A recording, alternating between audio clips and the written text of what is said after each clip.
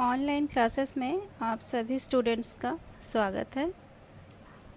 अभी हम कुटज पढ़ रहे हैं और पिछले क्लास में हम लोग 68 पेज नंबर का लास्ट पैरा कंप्लीट किए थे। आज हम लोग 69 से पेज नंबर से पढ़ना शुरू करेंगे। तो आगे पढ़ते हैं। एक बार अपने झबरीले मूर्धा को हिलाकर समाधिनिष्ठ महादेव को पुस्तक का उपहार चढ़ा देते हैं और एक बार नीचे की ओर अपनी पाताल भेदी जड़ों को दबाकर गिरिनंदिनी सरिताओं को संकेत से बता देते हैं कि रस का स्रोत कहाँ है।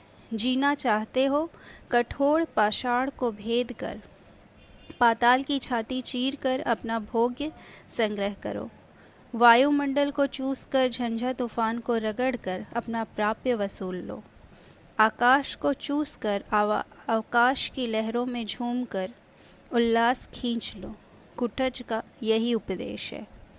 भित्वा पाषाणी पिठरम छित्वा प्राभंजनी व्यथाम पित्वा पाताल पानीयम कुटजस चुंबते नभ। यहाँ भी लेखक, इस पैराग्राफ में भी लेखक कुटज के व्यवहार का, उसके चरित्र का उल्लेख करते हैं।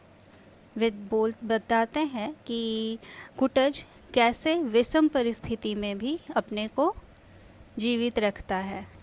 वे कहते हैं कि उस इलाके को देख के उन्हें ऐसा महसूस होता है जैसे महादेव समाधि मुद्रा में वहाँ प्रस्तुत हैं, और जो कुटज के फूल हैं वे कैसे गिरिनंदिनी सरिताओं को संकेत से बता देते हैं कि रस का स्रोत कहाँ है। गिरिनंदिनी यानी पर्वत की बेटी, सरिताओं ने नदियों को संकेत से बता देते हैं कि रस का स्रोत कहाँ है।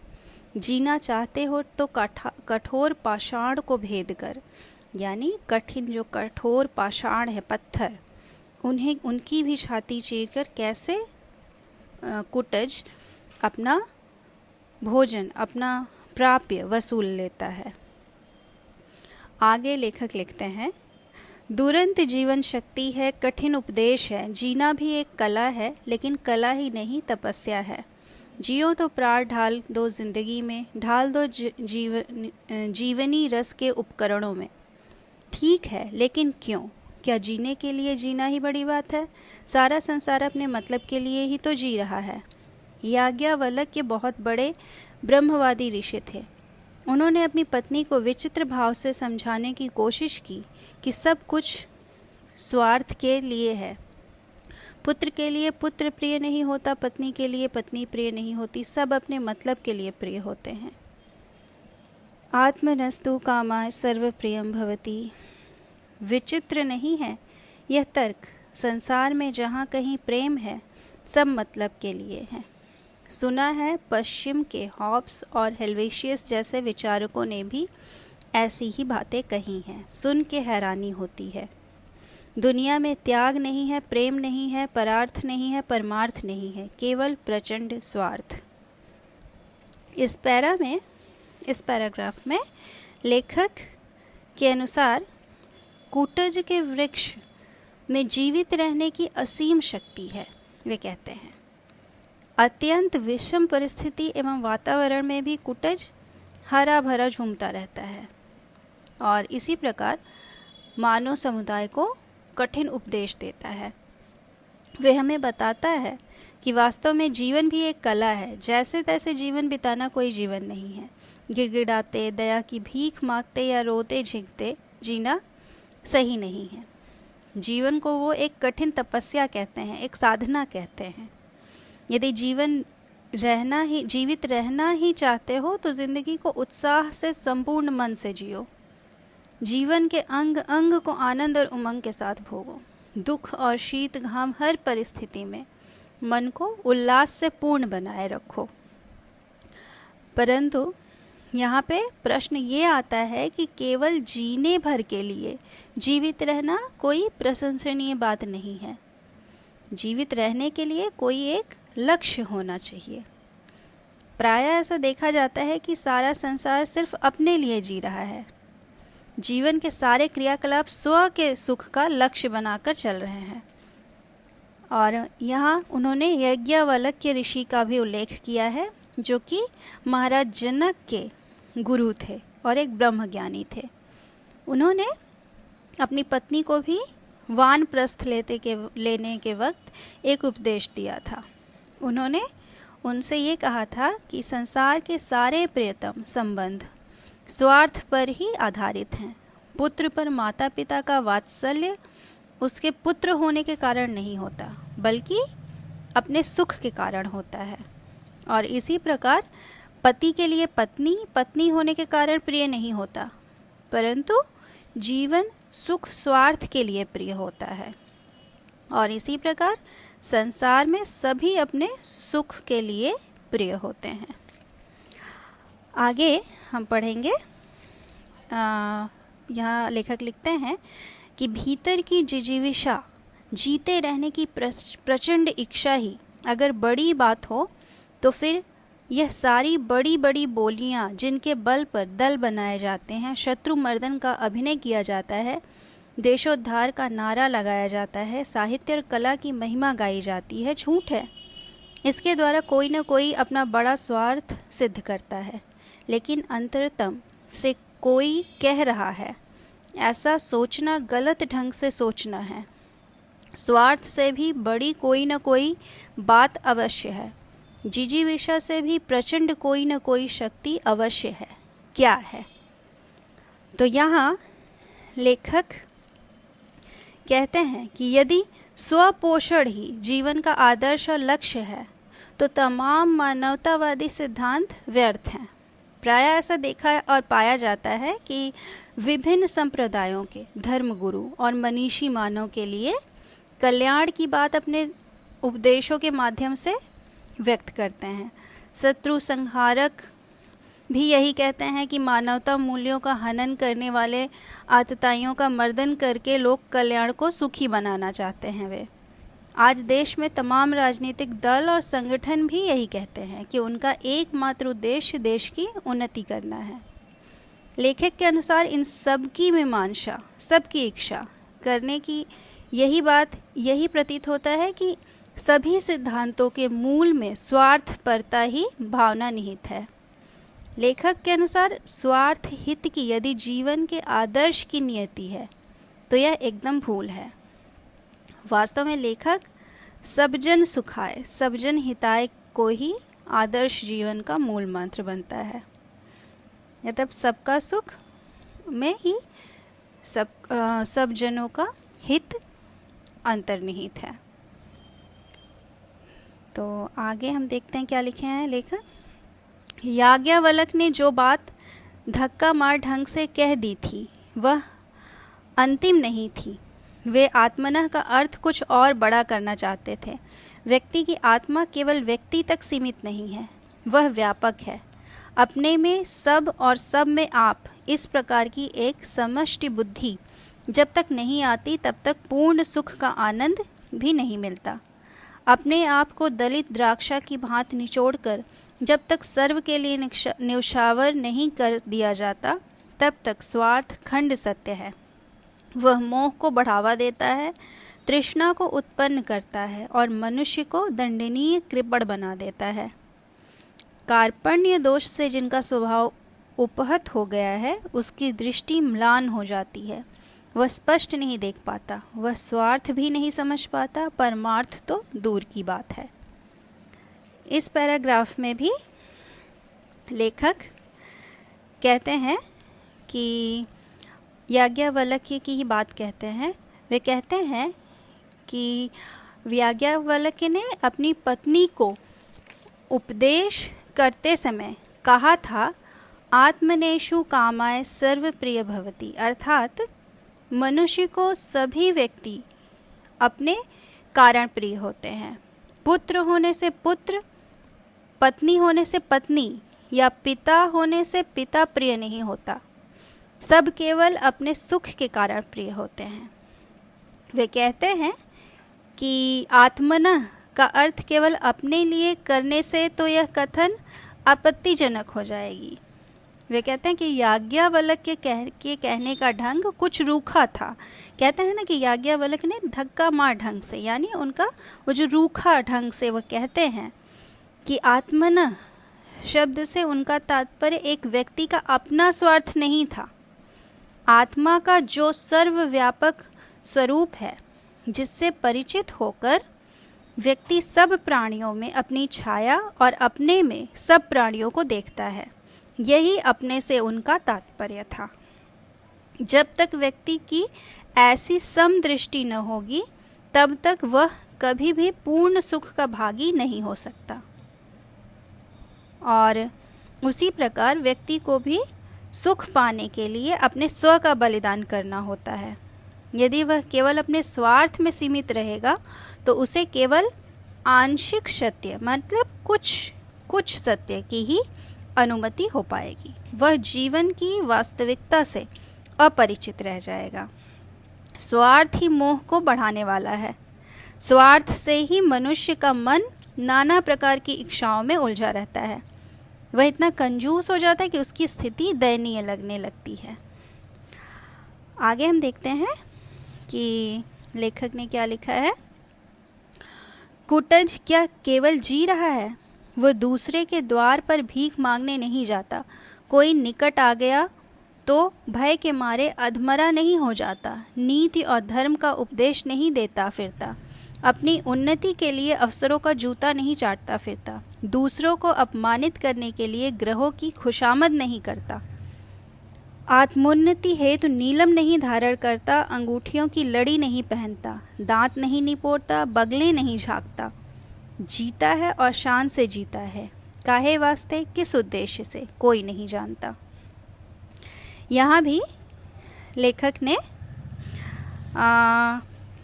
उस वक्त के समाज में प्रस्तुत जो अवस्था थी उसका वर्णन किया है। वे कहते हैं कि कुटज के जीवन संघर्ष की अपनी कला और विशेषता है। वह न तो परिवेश है, मतलब वो दूसरे के वश में नहीं है, न किसी के दबाव में जीवन जी रहा है। वह आज के उन लोगों की तरह नहीं है जो अपने स्वार्थ की पूर्ति के लिए दूसरों के जूते चाटते हैं, यानी दूसरों की खुशामदी करते हैं। उनका व्यक्तित्व अखाद्य है।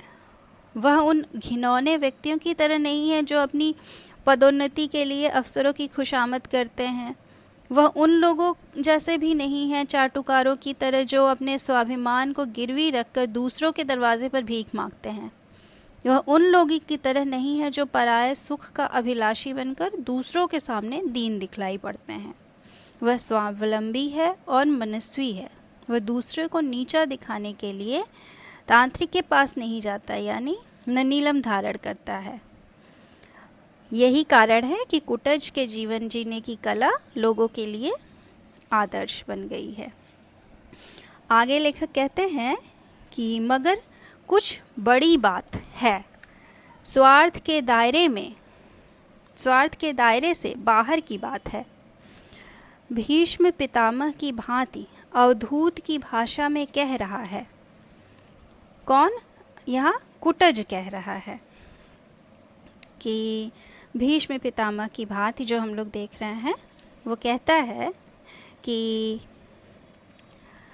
चाहे सुख हो चाहे दुख हो या दुख, प्रिय हो या अप्रिय, जो मिल जाए उसे शान के साथ हृदय से बिल्कुल अपराजित होकर सोल्लास ग्रहण करो। हार मत मानो।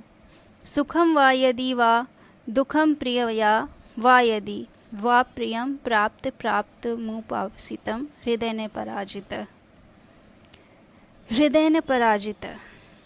यहाँ भी वो वही कहते हैं कि वे स्वार्थ के दायरे से बाहर निकल के जीने की प्रेरणा कुटज हमें दे रहा है। यहाँ आगे लिखते हैं लेखक, कितना विशाल वह हृदय होगा जो सुख से, दुख से, प्रिय से, अप्रिय से विचलित न होता होगा। कुटज को देखकर रोमांच हो जाता है। कहाँ मिली है यह अकुतोभय वृत्ति, अपराजित स्वभाव, अविचल जीवन दृष्टि। यहाँ भी लेखक कुटज की प्रशंसा करते हुए उसके अपराजेय शक्ति को देखकर अचंभित हो जाते हैं। उनके अनुसार वे कहते हैं कि प्रायः ऐसा देखा जाता है कि लोग सुख में तो प्रफुल्लित रहते हैं परंतु दुख के क्षणों में रोने गाने लगते हैं। परंतु कुटज प्रत्येक परिस्थिति में संभाव से अविचलित रहता है। कुटज न तो कभी मदीत होता है न किसी भी परिस्थिति से पलायन करता है। कुटज का यह स्वभाव बार बार लेखक के मन में उद्वेलित होता है और वह रोमांचित हो जाता है। आगे लेखक लिखते हैं, जो समझता है कि वह दूसरों का उपकार कर रहा है और वह अबोध है, जो समझता है कि दूसरों का उसके ऊपर उपकार कर रहा है, करता है। कौन किसका उपकार कर रहा है? मनुष्य जी रहा है, केवल जी रहा है, अपनी इच्छा से नहीं, इतिहास विधाता को योजना के अनुसार। किसी को उससे सुख मिल जाए बहुत अच्छी बात है, नहीं मिल सका कोई बात नहीं, परंतु उसे अभिमान नहीं होना चाहिए। सुख पहुंचाने का अभिमान यदि गलत है तो दुख पहुंचाने का अभिमान तो नितांत गलत है। यहाँ भी लेखक कहते हैं कि बहुत लोगों को यह उन्हें एक शंका होती है और वे बड़े मतलब रूखे स्वर में कहते हैं कि हम लोगों ने किसी की मदद की है। तो यहाँ भी वे ये कहना चाहते हैं कि भविष्य में मतलब अनुमान लगाया जाए कि परंतु वह किसी अन्य की इच्छा अनुसार जीने को बाध्य है। कुटज वे कहते हैं कि यदि वह अभिमान करके अगर कोई इंसान कहे कि मैंने अमुक का मतलब किसी का उपकार कर दिया तो वह उसकी अज्ञानता ही मानी जाएगी। और इसी प्रकार जो यह समझकर अभिमान कर रहा है कि मैंने किसी का अनिहित कर दिया वह भी निरा बुद्धि रहित है। मनुष्य स्वयं न किसी का हित कर सकता है और न अहित।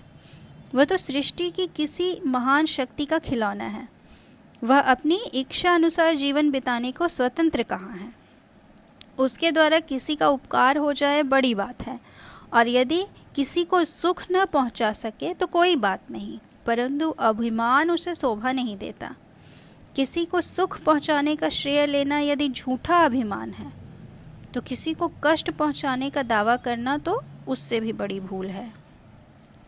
और आगे लेखक लिखते हैं कि दुख और सुख तो मन के विकल्प हैं। सुखी वह है जिसका मन वश में है, दुखी वह है जिसका मन परवश है। परवश होने का अर्थ है खुशामद करना, दांत निपोड़ना, चाटुकारिता, हाँ हुजूरी। जिसका मन अपने वश में नहीं वही दूसरों के मन का छंदावर्तन करता है। अपने को छिपाने के लिए मिथ्या आडंबर रचता है, दूसरों को फंसाने के लिए जाल बिछाता है। कुटज इन सब मिथ्याचारों से मुक्त है। वह वशी है, वह वैरागी है। राजा जनक की तरह संसार में रहकर संपूर्ण भोगों को भोग कर भी उनसे मुक्त है। जनक की ही भांति वह घोषणा करता है, मैं स्वार्थ के लिए अपने मन को सदा दूसरों के मन में घुसाता नहीं फिरता, इसलिए मैं मन को जीत सका हूँ, उसे वश में कर सका हूँ। नाहमात्मार्थमिच्छामि मनो नित्यम मनोरंतरे, मनो में निर्जितम तत्मातम वशे तिष्ठति सर्वदा। कुटज अपने मन पर सवारी करता है, मन को अपने पर सवार नहीं होने देता। मनस्वी मित्र तुम धन्य हो। ये लास्ट पैरा है जिसमें कवि कहते हैं कि जिन्हें हम सुख और दुख कहकर भोगा करते हैं वे केवल हमारे मन की प्रतिक्रियाएं होती हैं। मन ही सारे सुख दुखों का मूल कारण है। यदि मन स्ववश है तो मनुष्य सुखी है, मन इच्छाओं का दास है तो मनुष्य दुखी है। सर्वे परवशम दुखम सर्वमात्य वशम सुखम। महर्षि व्यास का यह कथन है कि सत्य को प्रकाशित करते हैं जो जिनका मन पर अधिकार नहीं, जिनका मन स्वार्थों को लोलुप होता है, मतलब जिनको लालच होती है स्वार्थ के, वे मन के गुलाम होते हैं। वो दूसरों की चाटुकारिता और जी हुजूरी करते हैं। दूसरों के चित्त को प्रसन्न रखने भी उनका केवल दिखावटी होता है। अपना स्वार्थ सिद्ध करने के लिए ऐसे व्यक्ति दूसरों को अपने मानसिक षड्यंत्रों का लक्ष्य बनाया करते हैं। और इसके ठीक विपरीत कुटज सबसे अलग है, सबसे विरक्त है। उसका मन उसके वश में है, वह वास्तव में एक सच्चा त्यागी है। तो यहाँ जो कुटज शीर्षक निबंध हम लोग पढ़ें, इसमें आचार्य हजारी प्रसाद द्विवेदी जी ने शिवालिक के पथरीले पर्वतीय अंचल में पाए जाने वाले भीषण गर्मी में भी फूलों से लदे रहने वाले जीवट वृक्ष की विशेषताओं का उल्लेख किया है, जो जीवन और जगत के संबंध अपने दार्शनिक विचार भी प्रस्तुत किए हैं। कुटज का जो ठिगना पौधा है वो अदम्य साहस, दुर्दम्य जिजीविषा यानी मतलब बहुत इच्छा जीने की तथा अपार जीवन शक्ति का प्रतीक है। द्विवेदी जी को ये लगता है कि वह मानव जाति को संदेश दे रहा है कि पाताल में बहती जलधाराओं से रस लेकर, आकाश से उल्लास लेकर और तूफानों से संघर्ष शक्ति प्राप्त कर अपराजित होकर जीवन यापन करे मनुष्य। द्विवेदी जी ये भी कहते हैं कि कुटज अपने मन पर सवारी करता है। यहाँ पे जो लास्ट लाइन में द्विवेदी जी ने कहा है कि कुटज अपने मन पर सवारी करता है, मन को अपने पर सवार नहीं होने देता। मानव मात्र को कुटज का यह संदेश ग्रहण करना चाहिए। तो आज के क्लास में इतना ही। नेक्स्ट क्लास में हम दूसरा नया चैप्टर पढ़ेंगे।